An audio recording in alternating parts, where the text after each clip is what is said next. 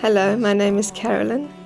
I was raised in Central Africa and migrated to Australia in 1970 with my parents, and later met and married my husband Patrick and had 4 beautiful children, and currently we have 7 gorgeous grandchildren. From the age of 5 until I was 17, I was sexually abused by my father and by our African servant at the age of 8. So I pretty much learnt to live behind a very polished mask and pretended that everything was fine when it clearly wasn't. It was in late 1993 that everything started to surface for me, and I couldn't hold it together anymore, and I had a breakdown. I knew I needed help, so I packed a bag and admitted myself into hospital for 2 weeks. Whilst it was a very difficult chapter of my life, it was also the beginning of me, because I finally fully surrendered to God, and He very gently healed my brokenness. I actually don't want to gloss over the effects of sexual abuse, nor the feelings of shame and unworthiness that one feels, because it would demean those that share a similar story to mine. But I will say that there is life after it. I think the most wonderful thing for me was when God helped me to forgive my father from my heart, because the truth is that I hated him. I hated him and blamed him pretty much for all the things that I was struggling with. So I actually asked God to help me to forgive my father. And I said to God, if you want me to love him, you'll have to put the love in my heart for him, because I hate him. And my father actually rang me and asked me to forgive him for what he had done. And I didn't gloss it. I said, I forgive you.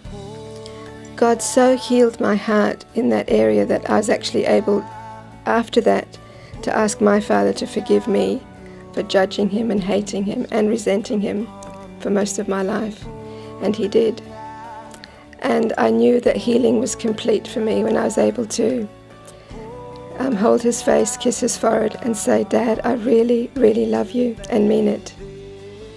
And what was really wonderful too was that my dad was actually able to enjoy the fruits of forgiveness with the entire family before he died, which was just really great. And I heard a lovely quote I'd like to share with you. It says, to forgive is to set the prisoner free, only to discover that the prisoner was you. And I was a prisoner for lots of wasted years, and I just found that so liberating, and I felt free. It was wonderful.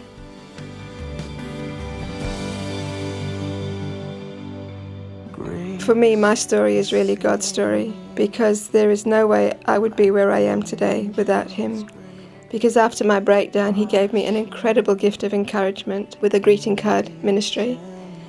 Carolyn's Cards was born, and I just get letters from people all over Australia and parts of the world just saying how God's touched their lives.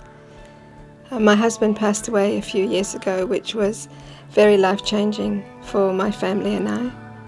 But we all know that God's grace and His plans and His dreams for us have never altered despite adversity and loss. I'm really grateful for the loving husband He gave me, who had a great sense of humour, and also for our beautiful children and grandchildren, and my whole family. I've got a beautiful family. And when I stop and think about the journey of my life, I often pause and think about the poem that He gave me for one of my greeting cards.